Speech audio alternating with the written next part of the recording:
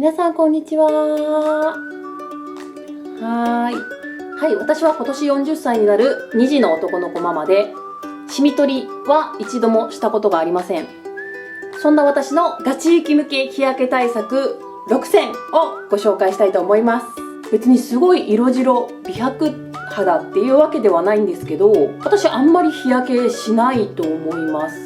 ってます。去年も夏セブ島留学していて、紫外線ずっと浴びていたんですけども大丈夫でした。そんなもう日焼けしない習慣をご紹介していきます。使っている日焼け止めだったりとか、物理的に紫外線を防ぐために使っているものやインナーケア、そして習慣ですね。なんか長くなっちゃうかなと思うので早速ご紹介していきます。まずは一番大切な日焼け止めなんですけども、ちょっと先にプラスアルファで差がつく対策、インナーケアからご紹介していきます。去年か一昨年ぐらいから飲む日焼け止めサプリも取り入れています。飲む日焼け止めサプリは2つあって、前どこかでもご紹介したんですけども、 SBC メディスパホワイトサプリメントです。湘南美容クリニックの日焼け止めサプリメント、蓋に15って書いてるんですけど、リピート15個目です。なんかどれだけリピートしたかとか、サプリメント系とかは書いてますね。すぐに結果が出ないから知りたくて、どれぐらい飲んだかって書いてます。ただこちらがずっと15個だから2年経ってないか、飲み続けてたんですが、はい、もうなくなりました。なくなっていて買いに行かないといけなくて、もう飲んでいません。なんかね、なかなか行く機会がないので買えてなくて、インターネットでも買えるらしいんですけど、なんか定期契約みたいなのはしたくなかったので、とりあえず切らしてます。なんでこれを飲んでいたかというと、その焼けない肌へっていうところプラスアルファで糖化を防ぐっていう効果があったんですよ。体の中でタンパク質と余分な糖が結びついて老化することを促進することなんですけども、その糖化も防いでくれるっていうことで、日焼け止めもできて糖化も防いでくれるならいいやと思ってこれ飲み続けてたんですけども、やはりちょっと買いに行くのが面倒で今飲んでません。そこで今飲んでいるのがこちら、アスタリフトサプリメントホワイトシールド C です。こちらは紫外線から肌を守るのを助ける機能プラスアルファで肌の潤い弾力を保つ、アスタリフトお得意のアスタキサンチンが含まれてます。その抗酸化作用を持つアスタキサンチンで紫外線刺激から肌を守るのを助けるという紫外線サプリメントホワイトシールド。今はこちらを朝2粒飲んでます。はい、飲む日焼け止めって効果あるのかなとか出始めの頃は思っていたんですけども、紫外線を防ぐだけじゃなくというか、それに付随してこっちだったら肌の潤いを保つとか、こっちだったら糖化を防ぐとか、そういった機能もあるから、肌が焼けないっていう目的だけじゃなく飲めるのがありがたいなと思って 2,3 年前からこういったものを取り入れています。プラスアルファインナーケアとしてはビタミン C です。こっちが長く飲んでるビタミン C ですね。はい、パッケージがこれかなと思うんですけど、ストックがあるんですけど、アイハーブで買ってますリポソームビタミン C です。これはね、かなり昔から飲んでいて、でもずっと飲み続けてるかって言ったら、一回飲まなくなったらずっと飲まなかったりとかムラがあるんですが、かなりビタミン C リポソームがこんなに知られる前から昔から飲んでいたと思います。多分ね、いろいろ遡ってもらったら知ってる方は知ってるかと思うんですけども、ただ当時飲んでたリポソームビタミン C がアイハーブで買えなくなって、でこちらを買うようになったんですが、飲みやすいです。なんか前飲んでたやつみたいな粘度はないし、あとちょっとキャラメルっぽいというか、美味しくはないけど食飲みできます。昔飲んでたリポソームは水に入れて浮かして飲んでたんですけども、直飲みして他のものをぐっと飲めば大丈夫っていう感じで、これも朝一ビタミン C 飲んでます。こういう液状のリポソーム飲めないって方はもう一つあります。これもね、よくリピートしてます。リポソームビタミン C なんですけども、カプセルに入ってます。こういった感じのカプセルに入ってくれているので、非常に飲みやすいリポソームビタミン C です。ビタミン C は紫外線ダメージの修復や美白効果って言っていいのかな、なんかそういう感じを期待して飲んでます。このサプリメントからだけじゃなくって、キウイだったりとかイチゴだったりとかビタミン C が多い果物から摂るようにもしています。あとビタミン C は最近コストコ購入品ででご紹介しましたユーハ味覚糖の栄養機能食品ビタミン C、ビタミン B2、ビタミン B2 も入ってるんだ。私肌荒れするから B2 めっちゃいいですね。ニキビに美味しい。1日2個までしか食べちゃいけなくって2個って思うぐらい美味しいです。シゲキックスのグミの食感です。中が上のコーティングは違いますけど、これ子供たちも好きですごい食べてくれます。コラーゲン 200mg も入ってます。ビタミン C はすぐね尿と流れちゃうので日中にこれ食べたりしてます。そして次に大切な日焼け止め。曇りの日でも紫外線は降り注いでいるので、これからの時期は特にだけども冬でも毎日塗るのが鉄則ですよね。日常は SPF30 程度で、アウトドアは50プラスとかを選ぶ方がいいみたいですが、だいたい年中 SPF50 使ってることが多いですね。ただニキビができやすいのでできてたりとか、肌がヒリヒリするなっていう時とかは SPF30 にしたり、あとニキビケア用の下地が SPF25 だったりするので、冬の時期は25使ってたりします。これとかもキュレルの乾燥性敏感肌を考えた UV エッセンス SPF30 プラス PA2 プラスです。顔体用ということで、日常には顔敏感な時とか、冬とかは顔体ともにこれを使ってたりとかもしますかね。でも今日はこれからの時期最強の日焼け止めをご紹介したいので、ちょっといろいろ普段から愛用しているものをご紹介していきます。日焼け止めを塗るだけじゃなくて、日焼け止めのマリアージュ、重ね付けなので SPF が入ったものをどんどん重ね付けしていくイメージです、この時期は。なのでスキンケアして、まず最初に塗るのがこちらです。アスタリフト DUV シールドトーンアップのローズとナチュラルホワイトです。パッケージが新しくなりました。はい、外箱はこんな感じなんですけども、特にこれからの時期夏とかはスキンケアすごいしっかり保湿はしたいんだけど、保湿重いクリーム系とかをつけすぎると崩れの原因とかにも私はなりやすいので、しっかり保湿はしてクリーム代わり、乳液代わりに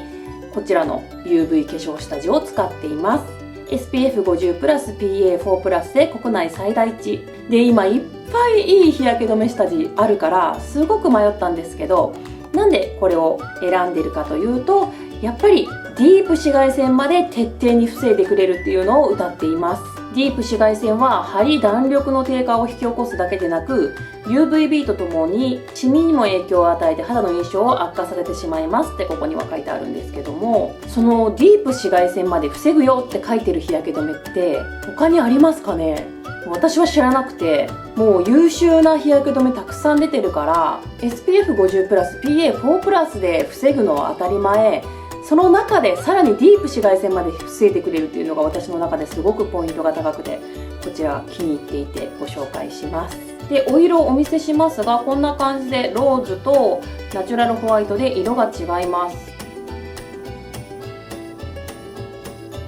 ローズの方が使ってるじゃんっていう感じではあるんですけど、最近はナチュラルホワイトの方が気に入ってます。っていうのも、この時期になるといろいろ部分用下地とかいろいろ重ね付けするので、ローズホワイトを全顔に塗ると結構顔が明るくなりすぎる気がしていて、全顔にたっぷり塗るならナチュラルホワイトかなって最近は思ってます。このね、冬の間は結構これ1本でトーンアップさせることが多かったのでたっぷり使ってますが、最近はこのナチュラルホワイト、これをたっぷり塗るのがおすすめ。本当にナチュラルなトーンアップなのが助かってます。全顔にたっぷり塗りたいのでトーンアップしすぎると顔が浮いちゃうんですよね。なので、はい、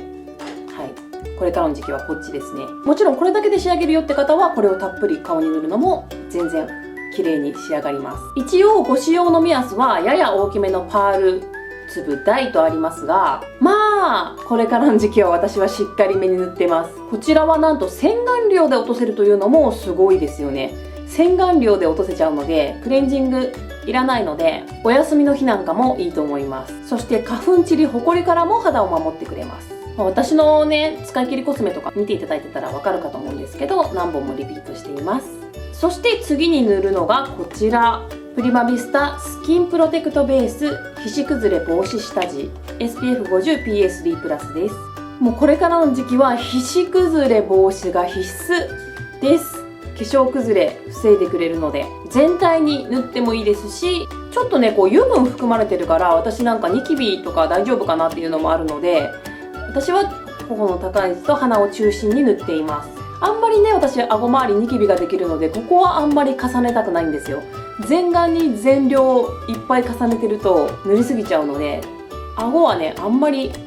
例えば夜のスキンケアとかもクリームは塗らないとかってやってるので、ニキビはできるけどエイジングケアもしたいし、すごく難しいお年頃です。こちらが10時間化粧持ちデータ取得済みということで、白浮きしにくくトーンアップ。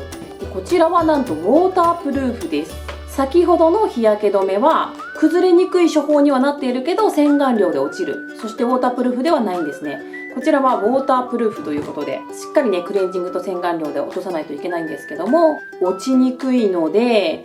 例えば海プールに行くよなんて時はこっちを全顔に塗るっていう感じで使い分けてたりもします。っていうことで、こちらもベージュをご紹介します。プリバミスターのこの大人気のスキンプロテクトベースから、このベージュ、あとグリーン、パープルとかも出たんですよ。楽天ルームで紹介したかな。パープルもすごい気に入ってて、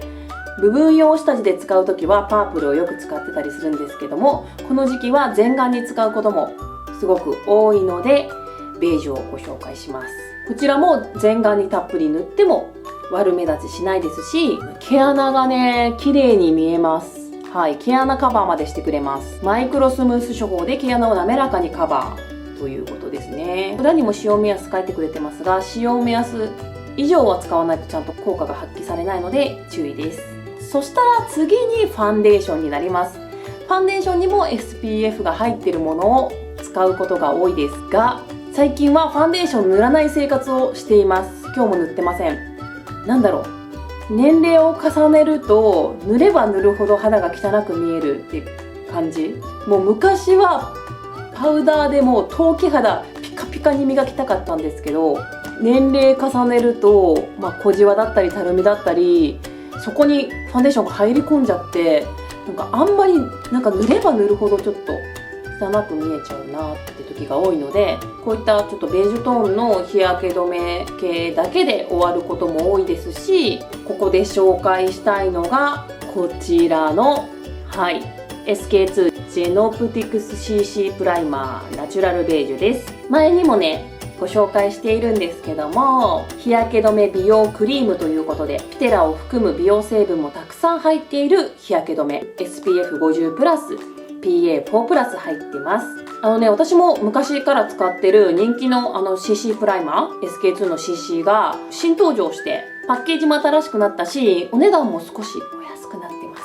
す。そしてこんな感じでロージーピンクとジェノプティクスエアリー UV クリームもあります。どれも優秀なんですけども、最近はファンデーション代わりに使ったりするので、このナチュラルベージュが一番気に入っていて、こちらをご紹介しました。全然ここまでの日焼け止めを重ね付けしないで、これだけでも十分肌を守ってくれる SPF 値なんですけども、この時期は私は日焼け止めマリアージュしてます。はい、念のためにどんどんこう重ねています。なのでこちらのナチュラルベージュをファンデーションに使うことが多いです。一応ナチュラルカバーということなんですけども、全然ねしっかりカバーしてくれます。私のこの頑固な口周りのニキビ跡までは消えないんですけど、それはあまりにひどいと上からコンシーラー重ねたりするんですけど、もうお肌はこれだけで全然もっと近づく。今日もこれだけです。ファンデーション CC クリームまで塗り終えたら、次もまた日焼け止めのマリアージュ。こちらアリークロノビューティーカラーオン UV チーク01番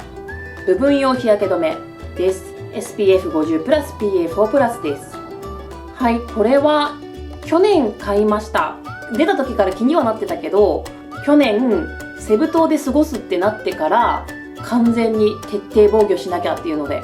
買いましたね。で、正直この秋冬は使ってませんでしたが、またこの春から徹底して使っています。っていうか去年買ったやつだから大丈夫かなって。なんか日焼け止め1年経ったら効果なくなる説ありません？だからわかんないけど、私は母親にそう言われて育ったので本当のところわからないんですけど、まだちょっと残っててもったいないので使ってます。01番のピンクが気に入ってます。今日ももちろん使っています。てかチークめっちゃ綺麗じゃないですか。これの上にチークを重ねてて、ヘラのチークなんですけど、久しぶりに白身系じゃなくってツヤ系チーク使っててすごい気に入ってます。明日から韓国行くので、韓国の Get Ready With Me でショートにしようかなと思ってて、そこで紹介します。情報過多になっちゃうので。こちらを頬全体にちょんちょんちょんちょんちょんって塗ってます。この韓国行った時にジョンセンムルでもらった小さなクッションパフ、韓国のダイソーでも買えて買ったんですけど、それでこうちょんちょんちょんちょんちょんちょんちょんちょんとやったりもするし、時間がない時とか洗えてない時は手でやったりもします。とにかく今まで重ねたものが剥げないように優しくこう塗り込むと、今までなんか重ねてきたものが全部取れそうじゃないですか。だけどチークだからムラになったらすごく嫌なので、これをここにつけてこんな感じでちょっと手で温めて、でこう塗るとニュアンスでここら辺につくので、それをこうパパパパパパとなじましたりしてます。そしてようやくフィックスさせるフェイスパウダーなんですけども、フェイスパウダーが SPF が入っているフェイスパウダーがすごい少ないんです。お粉ファンデーションのパウダーには SPF 入っているものめっちゃ多いんですけど、パウダーに SPF を混ぜるのが難しいのか全然なくて、で唯一私が去年調べてあったのがナチュラグラッセ、確かちょっと調べて間違ってたら記載しておきますけど、ナチュラグラッセが SPF 入ったフェイスパウダーを出してるんですよ。でそれ欲しいなと思って去年も見てたんですけど、フェイスパウダー気に入ってるのいっぱいあるし、ちょっとね我慢しました。断念しました。なんで今手元にないんです。昔ね持ってたんですけど、夏季限定のパッケージのもの。そう、夏季限定で毎年出てます。夏季限定パッケージが。それも可愛くていいんですけども、それは買ってなくて手元にないです。なのでフィックスさせるお粉っていうのはいつも通りスックかドモホルリンクルを使ってます。お気に入りでずっと使ってますね。まあ情報過多になるのでさらっとはい。そして化粧直しの時はここまでね、日焼け止め塗り直しした方がいいっていうお話ですけど、まあ外にずーっと出てて太陽を浴びてるなら塗り直すこともあるかもしれない。海とかプール入ったら塗り直すこともあるかもしれないけど、しっかりメイクまでここまで完成してて、やっぱ日焼け止めバーって塗り直すことはできない。チークとかこの重ねたものが全部汚くなっちゃうので、もうサングラスしかしないよ、マスクしかしないよっていう日だったらやっちゃうかもしれないけど、普段友達と遊びに行ってて日焼け止め塗り直しとかはちょっとできない。なのでメイク直しの時にちょっとこう鼻周りとかハゲたところを抑えたい、それぐらいしかやらないので、それに使っているのがこちら、トランシーの薬用 UV パウダーです。医薬部外品で、なんとこうプレスト UV パウダーで SPF50 プラス PA4 プラス最大値入ってます。これはすごいんですけども、若干ねこう色がついてるんです。若干こう全顔ここまで日焼け止めをマリアージュした後のパウダーとして使うにはちょっと重めだから、化粧直しとかで使うことが多いです。もう今もですけど、私はもう天然の油でテカってくるのでそれをテカってきたところ、主に鼻とおでこですかねをこう押さえます。なので持ち歩きコスメとして持ち歩いてます。そしてまだ重ねます。はい、こちら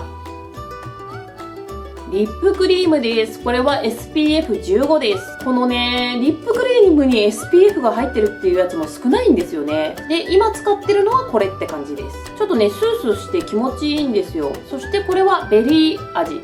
ベリーの香り、はい、色も可愛くて好きなんですけど、これをリップの下に仕込んでます。スースーして気持ちいいし、あとやっぱね唇にもシミみたいなのできてくるんですよね。なのでね唇にもちゃんと SPF が入ったものを塗るようにしてます。とりあえずこれで一旦顔は完成で、体の日焼け止めなんですけども、首はスキンケアの時に一緒にこれ塗っちゃってます。ですが体、今ねまだスウェットとか着てるんですけど、長袖とか腕とかね出るところ、足はもう最近出ないけど毎日だったら腕ですよねとかに塗る日焼け止めは夏になる前、この時期ぐらいにいつもアリーかアネッサを買ってます。今年はまだ買ってないんです。どっちにしようか。今年は去年はコストコでアリーの2本セットを買いました。めちゃくちゃ重宝しました。セブ島も行ったし、子供にも塗って使ってました。今年はまだ買ってなくて、アリーかネッサかどうしようかなと思ってます。やっぱ体はね、アリーとネッサがなんか信用できる、焼けないイメージがありますね。顔にも使えるし。海行くってなったら一番下に顔にも仕込みます。じゃあ今手とかどうしてるのって言われると、何も塗ってない時もあったり、そのまま化粧下地みたいなのをペペッと塗っちゃったりもするんですが、こういう塗る日焼け止めを使ってます。サンスティック、今あるサンスティックはこちらの3本です。コストコ購入品でもご紹介したんですけども、こちらのネイチャーパブリックパウダー UV アロエスティックは去年に引き続きリピート品です。なぜ好きかって、不快感ゼロ、サラサラです。これマジでスティック状の日焼け止め、ベタベタするやつやばいから気をつけてください。気をつけてっていうか、そのベタベタが好きな人もいるんですよね、きっとね。保湿感というか。だからね、商品化して売っているんだろうけど、私は完全にサラサラ派なので、サラサラ派のスティックが欲しい方はこちらおすすめです。このね、面白い形が顔にも沿うんです。で、前に動画でも Vlog とかでも顔の上、メイクの上から塗ったんですが、やっぱりメイク引きずられちゃいますね。なのでやっぱり顔には私はやりたくないなと思っちゃって、朝とかならいいと思うんですけど、塗り直しに顔にはやっぱやんないかなっていう感じなので、ボディ、あと子供たちの顔にはこれ塗ってます。もう今すでに。何この時期から日焼け止めしっかり塗ってってめんどくさいじゃないですか。子供嫌がるじゃないですか。なんで玄関に置いてて、出発前に顔だけ、ここの頬の高い位置だけ、ここだけ塗ろうって言ってピッピッって塗るだけなんで、行ってきますなんで、男の子ですが嫌がらず、なんだろう、男の子だから黒くなっても別にいいんですけど、将来シミそばかすがいっぱいできて悩んだらね、嫌かなと思って、とりあえずできることはと思ってやってるんですけども、私はマンションにプールがあったので、毎日プールで遊んでました。その高級マンションじゃないですよ。普通のマンションなんですけども、なんで野外なんでもうめっちゃ真っ黒。毎日夏休みプールに入ってもう真っ黒系だったんですよ。なんですがね、10代からしっかり UV ケアをしてたおかげで、なんかシミがなくて、いやありますよ、細かい薄いのはありますけど、シミ取りとかはしたことなくて、はい。子供にもそういう経験があるからやってあげたいなっていうのがあって、男の子なんで嫌がるんですけど、顔にこのスティック塗るだけだったらすぐだし、不快感もないのでベタベタなのでこれやってますね。なんだろう、もうちょっと小さい時とかはアイハーブで全く肌に刺激がない、なんか紫外線吸収剤も含まれてなくってみたいなものを子供に塗ってあげたりしてたんですよ、ベビー用とか。そしたら顔が白くなるから、なんかもう今嫌みたいで、なんか当時でもなんかママ顔白くなってないってすごい言ってて、なんで今はなんかそこまでやると嫌がっちゃったりもするので、もうこれでペッパって今の時期はやってます。これおすすめ。そしてこれもベタつかないです。スキンケアとしてもね、信用がある、肌にもいい成分が入ってるっていうことなんですけども、首とかの塗り直しとかに使ってますね。なんで私用のスティックバームって感じです。こちらのサンスティックは今年初めてなんですけども、センシティブポケットサンスティックということで SPF50 プラス PA4 プラスと最大値で、このポケットに入る小ささ、これめっちゃ良くないですか？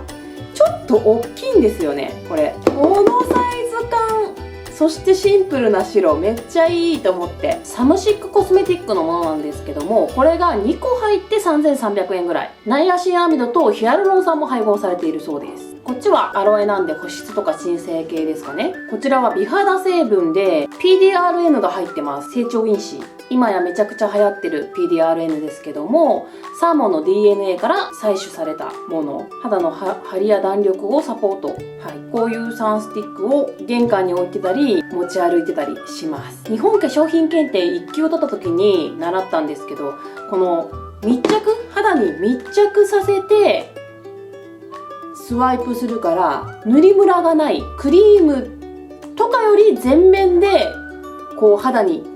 くっつく感じがムラなくしっかり塗れるバームタイプだしっていうのを習って、スティックいいなと思って併用してます。そして今やじゃーん、スプレータイプもありますよね。こちらはロフトで買ったのかな、紫外線予防の透明 UV スプレーです。 SPF50 プラス PA4 プラス、肌への優しさを考えて 100%UV カプセルインということで、すごいですね、技術が。株式会社石沢研究所さん。もうこれだと出かけ先でファーッと塗れるので、塗り直しにめっちゃいい。私は車に置いてたりとかもします。あと子供もめっちゃ素早いからいいです。子供にもシャーッと腕だけ塗ったりとか、目つぶって顔だけちょっとやったりとか、はい、やってみます。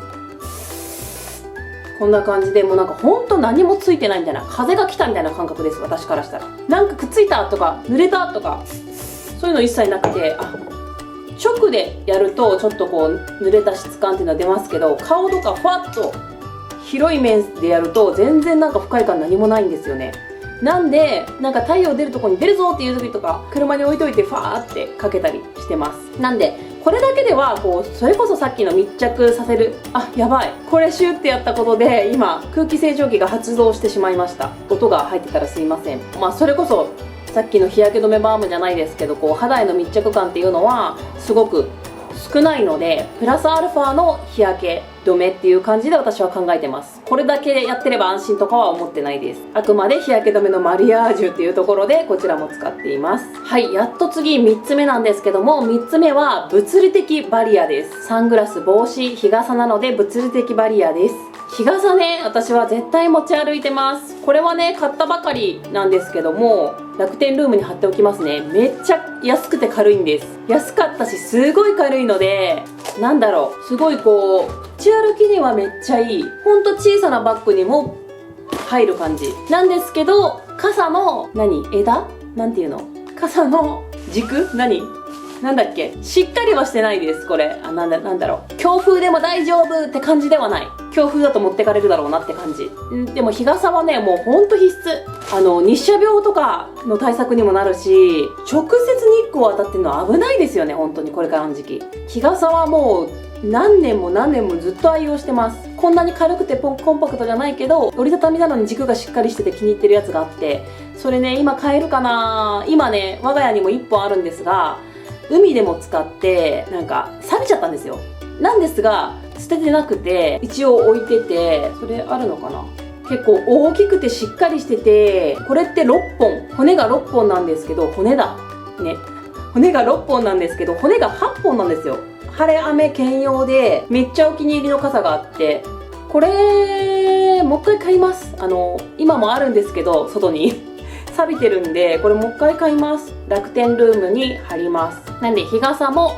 この軽くて持ち歩きに便利なものと、折りたたみなんだけども骨がしっかりしているものと2つ兼用で使ってます。もう絶対必須です。あとはサングラスですね。今日もつけて幼稚園に送ってきましたけども、サングラス必須。サングラスはだいたい使ってるのはこの4つ、もっとあるけど使ってるのはこの4つで、これめっちゃいいよ。なんかね、旅行の時とかパッキング動画とかで紹介しているんですけど、こちらじゃじゃん、可愛くないですか？度が入ったメガネなんですけども、磁石でくっついてサングラスになります。私はレンズカーキです。はい。ちょっと今コンタクトもしてるんで目がおかしくなりそうなんですけども、コンタクトはカラコンじゃないです。普通の透明のコンタクトしてます。目が悪いです。なので、目が悪いので、コンタクトせずにサングラスかけちゃうと、視界も暗いし目も悪いので、めちゃくちゃ見えづらいんです。なのでこれすごい。でもコンタクトって目疲れません？入れたくないですよね、休みの日とか。私もね、この撮影終わったら、すぐコンタクト取ると思うんですけど、この度が入ってるサングラス最高。兼用で使えるの最高。これはジーンズメガネです。で、このレンズの色もいろいろ選べるんで、こう気分によってね、この自分のメガネに合わせてこの何個か用意しててもいいですし、こっちは度も入ってないから安かったと思います。なんでこう何個かね、いろいろ用意しててもいいですし、私はこれブラウン使ってるんですけど、別光みたいなブラウン使ってるんですけど、他の色もあったと思います。去年かな、買ったの。去年か一昨年とかなんで、ちょっと新しいの出てないかなと思ってちょっと見に行きたい。それぐらい大好き。ただまあ二重に重ねた時に、ちょっとやっぱ重くはなるよね。重くはなるから、長時間つけてるとこの辺が疲れるなって感じはあります。でも気に入ってますね、めちゃくちゃ。旅行の時とかはね、必須。メガネとしても使うから。あとはこのサングラスなんですけど、昔 GU 購入品で紹介した GU のサングラスです。もう緩くなっちゃって閉じちゃう。どこにも GU とも書いてないしシンプルなサングラスなんですけど、レンズが大きいんです。レンズが大きいからよりこう UV カットしてくれる範囲が広い。目からね、目から紫外線が入るから、目からの紫外線を防ぐだけでもいいんですけども、この全部を覆うことでこの辺もね、ちょっとは横からは入りますけど、ちょっとは紫外線予防ができてるんじゃないかと思って、なるべくいつも大きめレンズを選んでます。サングラスをかける目的は、私はおしゃれとかより紫外線対策とか、あとすっぴん隠しが多いので、私はレンズ大きいのが好きですね。あとレンズが大きい方が顔も小さく見えるし。喋りすぎて充電切れちゃう。充電満タンだったのに。ちょっと充電変えてきます。なんか久しぶりにこのカメラの前でめっちゃ喋ってる感じしません？そしてあとはこれはセリーヌです。これもレンズが大きくって気に入ってます。なんだろう、ちょっとね、シンプルだけど変わってるんですよ。メガネのこっち側ってこう平らなものが多いんですけど、これってこうレンズが沈んでるっていうんですか、縁が浮き出てるっていうんですか、ちょっと珍しい形で面白い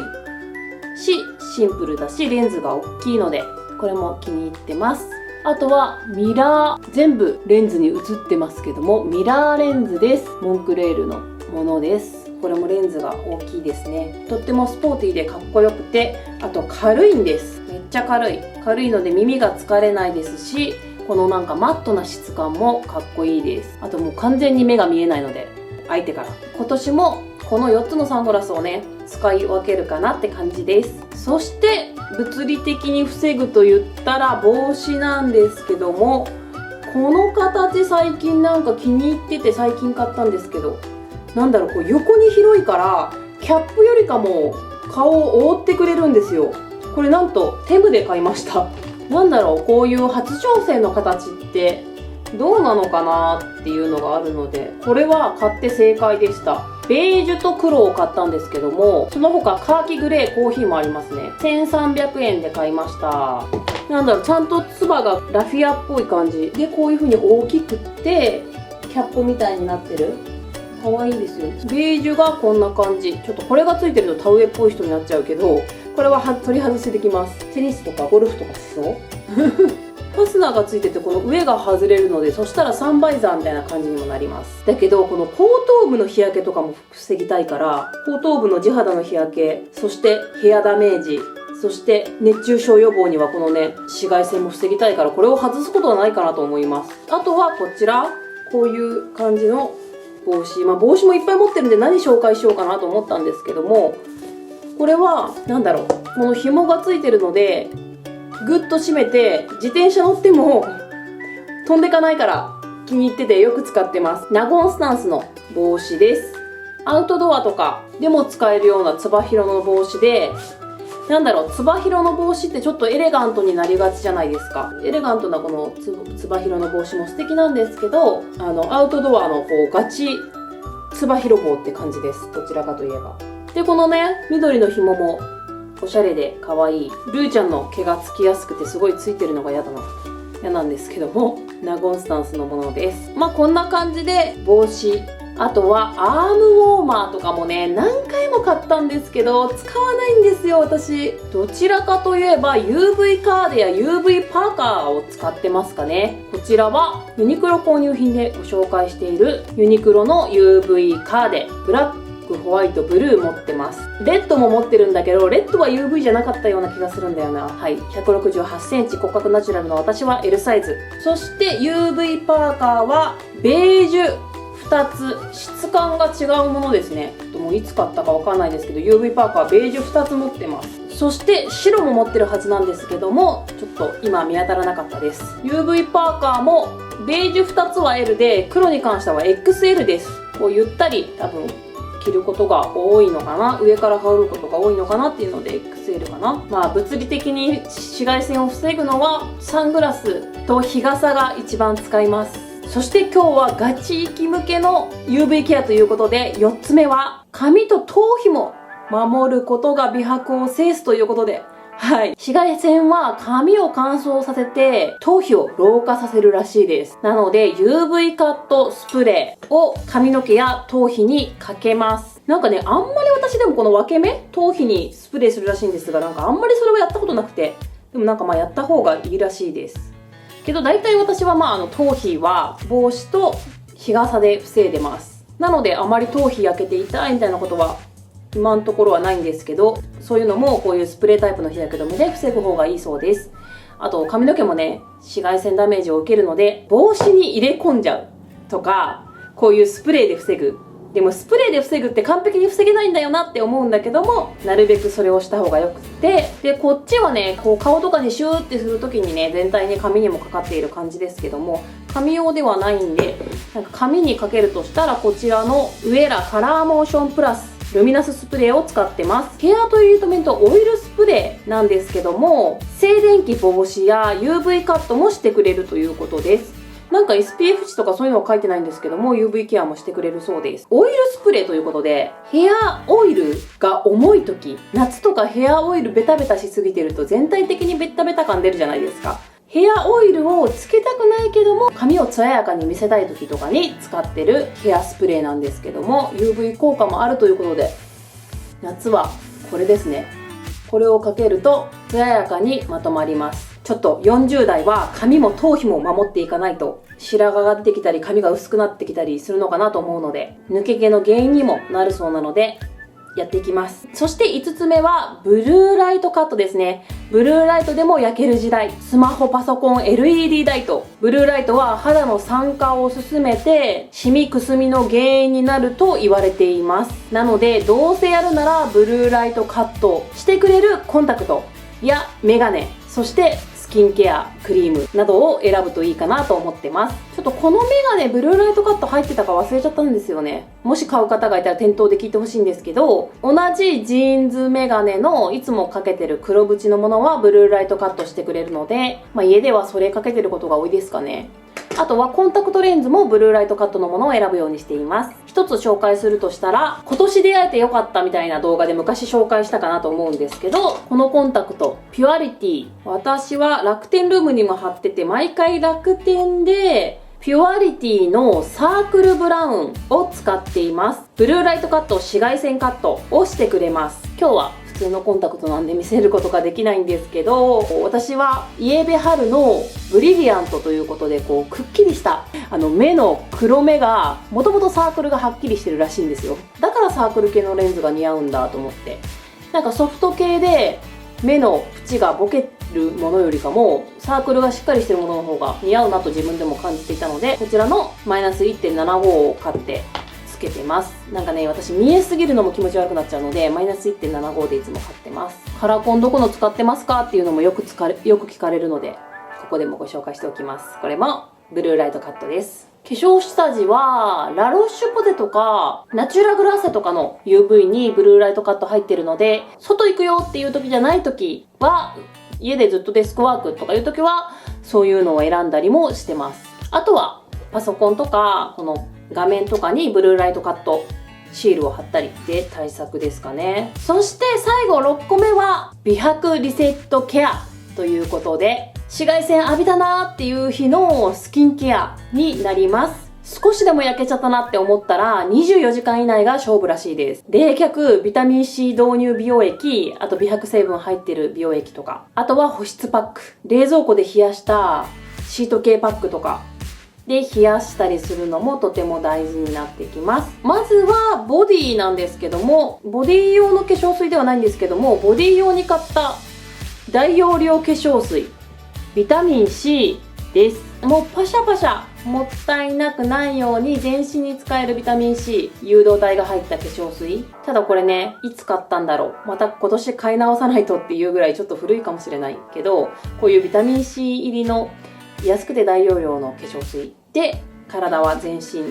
塗ります。そしてこちらビタミン C が入った保湿クリーム、ビタミン C プラスターメリックが入ったボディトリートメントクリーム、アイハーブで買ったメディックスってブランドなんですけども、ちょっと探して概要欄に貼っときます。これとかもビタミン C が入ったボディクリームになるんで、化粧水してボディクリームって感じで体はケアします。はい、ビタミン C 化粧水といえばもうこちら C ラボ V エッセンスローション EX です。こちらドクターズコスメのドクター C ラボが研究に研究を重ねてビタミン C をより深く浸透するように、より肌の中で持続するように、より肌に優しく安定するように作られている化粧水です。もう夏はこれに限ります。これをね、肌にパシャパシャと使います。そして、ビタミン C の美容液が、N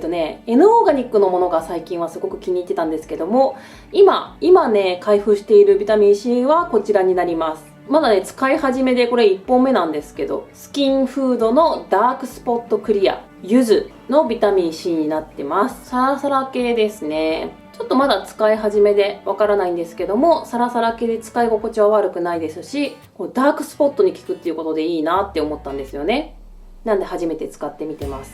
これは初めてですけども、ビタミン C の美容液っていうのは昔から使っています。そして美容液にも必ずシミそばかすメラニンの生成を防ぐっていう薬用美白美容液、シミ予防系の美容液を10代の時から必ず取り入れています。本当10年以上前の YouTube から見てくれてる方はご存知かと思うんですけども、白とか大好きで10代から白使ってましたし、今使っているのはこちらのアスタリフトザ・セラムブライトニング薬用シミ予防美容液医薬部外品です。こんな感じで詰め替えも売ってます。そして衛生的に詰め替えができます。とってもね、使い心地がサラサラで良いです。肌に残らない、油膜感とか嫌な感じが一切ない、かなりみずみずしい美白美容液です。こういった美白系美容液は必ず使ってますね。でもあと今手元にあるものですとこちらでした。ナンバーズインの5番白玉グルタチオン C です。はい、もうなくなりそうなんですけども、こちらね、軽いつけ心地のクリームで、私結構ね、クリームが重すぎるとニキビができちゃったりとかするんですけど、すごく軽めのクリームで気に入って使ってます。1個目なんですけども、もうすぐ使い切るかなって感じです。こちらもビタミン C だったので紹介します。こういったビタミン C とか美白系のスキンケアを使いながら冷やしたパックで鎮静させる感じです。長くなりましたが、6つの紫外線予防をご紹介しました。紫外線は一年中365日降り注いでいるので、ちゃんと守っていれば10年後の肌が確実に変わると思って続けています。こういうね、薬用美白美容液10代からっていうのは私はちゃんと言うと18、17、18ぐらいからかな。高校を卒業してぐらいからかな。当時は自分にとってエリクシールも白も高かったけど、それだけは買ってやってました。あとニキビできたってなったらオードムーゲ使ってみたりとか、いろいろ試行錯誤、テレビの通販見てはトレハロースが入ったなんたらかんたらとか、そういうの買ってみたりとか懐かしいなと思いながら、とりあえず日焼け止めと美白ケアだけはずっとしてきました。はい、いかがでしたでしょうか。長く喋ったけど編集で短くできていることを祈る。